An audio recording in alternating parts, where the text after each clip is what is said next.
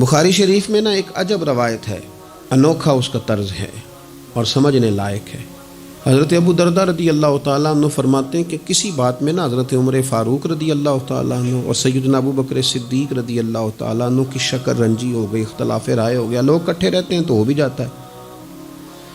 آپ فرماتے ہیں اختلاف رائے ہو گیا تو حضرت ابو بکر صدیق فرماتے ہیں کہ میں نے پہلے سخت بات کی تھی، پھر مجھے احساس ہوا تو میں نے عمر سے معافی مانگی، لیکن سیدنا عمر کے مزاج میں جلال تھا، طبیعت میں، انہوں نے معاف کرنے سے انکار کر دیا۔ حضرت صدیق اکبر وہاں سے نکلے اور سیدھے نبی کریم کی بارگاہ میں حاضر ہوئے۔ تھوڑی دیر گزری تو حضرت عمر کہتے ہیں مجھے بھی احساس ہوا کہ ارے یار، جب حضرت ابو بکر نے درگزر کا کہا تھا تو مجھے کر دینا چاہیے تھا، میں نے بات کو طول دیا۔ فرماتے ہیں میں ان کے گھر گیا تو پتہ چلا وہ تو حضور کی بارگاہ میں گئے ہوئے۔ فرماتے ہیں میں وہاں سے نکلا، نبی کریم کی بارگاہ میں حاضر ہوا۔ حضرت صدیق اکبر نے بات سنا دی تھی، یا رسول اللہ صلی اللہ علیہ وسلم مجھ سے ایک سخت بات ہو گئی، عمر ناراض ہو گئے، پھر میں نے معافی چاہی لیکن عمر نے معاف نہیں کیا۔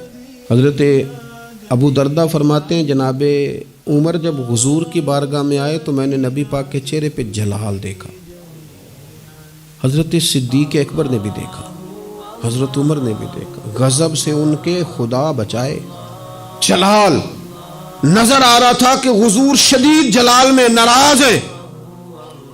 کہتے ہیں حضرت صدیق اکبر اٹھے، حضور کے قریب جا کے تو گھٹنوں پہ ہاتھ رکھ دیا، عرض کی یا رسول اللہ غلطی میری تھی، عمر سے میں نے معافی چاہی لیکن ان کی مرضی تھی، انہوں نے معاف نہیں کیا، حضور وہ میں بھول گیا تھا، میری غلطی تھی۔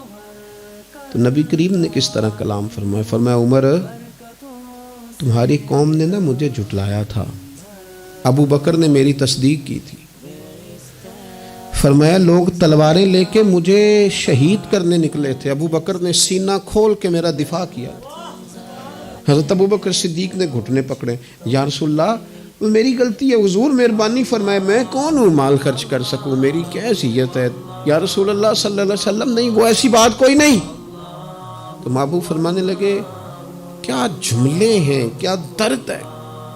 حضور نے فرمایا عمر کیا تم میری وجہ سے ابو بکر کو چھوڑ نہیں سکتے تھے؟